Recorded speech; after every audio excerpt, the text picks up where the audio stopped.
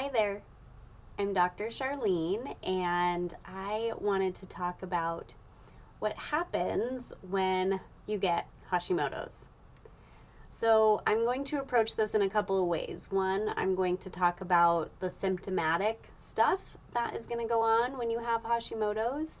And then I'm also going to talk to you about what you're likely to experience in the industrialized medicine realm when you have Hashimoto's. And then I'll touch on what you can do in real life to actually get better. So, most people are already experiencing symptoms of Hashimoto's when they get that diagnosis.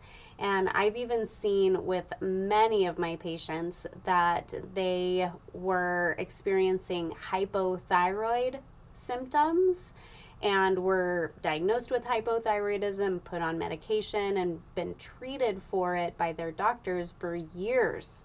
I mean, even multiple decades, like 20, 30 years before they get their Hashimoto's diagnosis. So, first of all, if you have hypothyroidism, if you have symptoms of it, you're most likely to be very fatigued.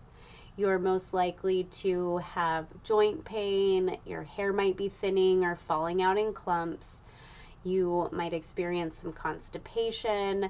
You're cold all the time. Definitely hands and feet are probably going to be cold. You might have some like unexplained weight gain, like you're just putting on weight even though you haven't made any changes to your diet or your exercise routine. And then you might also have some more kind of hyperactive symptoms because we tend to swing back and forth between hypo and hyper. And you might have some anxiety, you might have some insomnia. And that's really fun if you're fatigued all the time, but you can't sleep at night. And so those are a lot of the symptoms that you're going to experience if you get diagnosed with Hashimoto's. And it's possible to get diagnosed with Hashimoto's before you experience those symptoms. It's basically subclinical, meaning you don't have the symptoms, but somehow your doctor decided to run a panel on you and they found the antibodies, the part of your immune system that has been trained and flagged to attack your thyroid. And so that is possible. It's a lot more rare, but just know that it's possible and it does happen. So those are kind of the symptoms that are going to go around with you having Hashimoto's. Now, what's going to happen to you if you have Hashimoto's from kind of the industrialized medicine complex, the conventional medicine out there?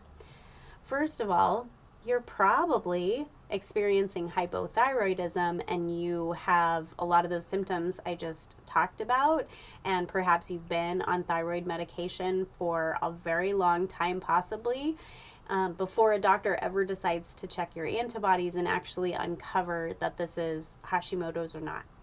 And the reason for that is, to be honest, that they don't care. They don't have tools to treat the Hashimoto's different from the hypothyroidism. So it's pointless for the doctor to even care to run that test on you, and perhaps your insurance company doesn't necessarily want to pay for that test, so they say, well, we're not going to treat you any different. Why do they care? And then they're probably not going to do much for you to find a solution because they just don't have one. They don't have a good solution. I can't tell you how many patients I've had come into my office and tell me that their doctor said they have Hashimoto's and now they will have it forever and they should just plan to live this way forever and just be tired all the time and achy joints and constipated and keep gaining weight and losing their hair. So eventually they're just going to be bald and overweight and miserable sitting in a chair.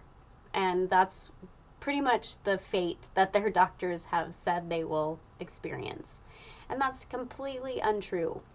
You can absolutely heal your body and get it to a point where it's working well and working optimally.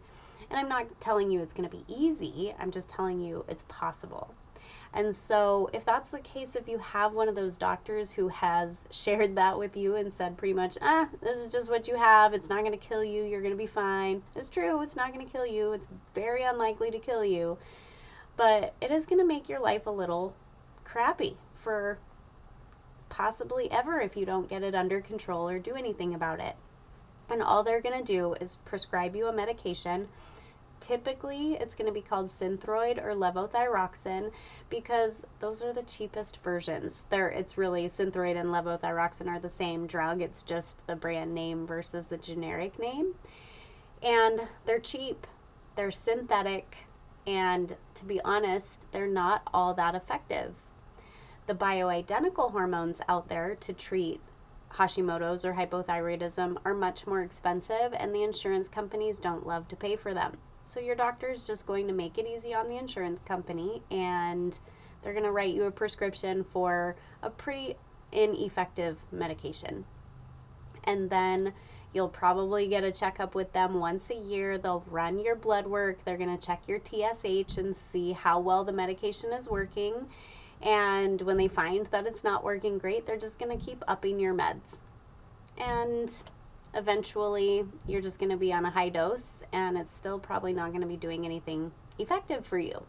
So this is what to expect with a Hashimoto's diagnosis. Now, I have a different process. I am going to look at the body in a very different way. I'm going to take you through a 4, possibly 5, but 4-stage process to actually heal you at minimum 50% better from where you are. And it's going to be long-lasting, long-term healing that we can get you to in my 4-stage process. I hope you learned something here. I hope this was beneficial for you. And as always, be well.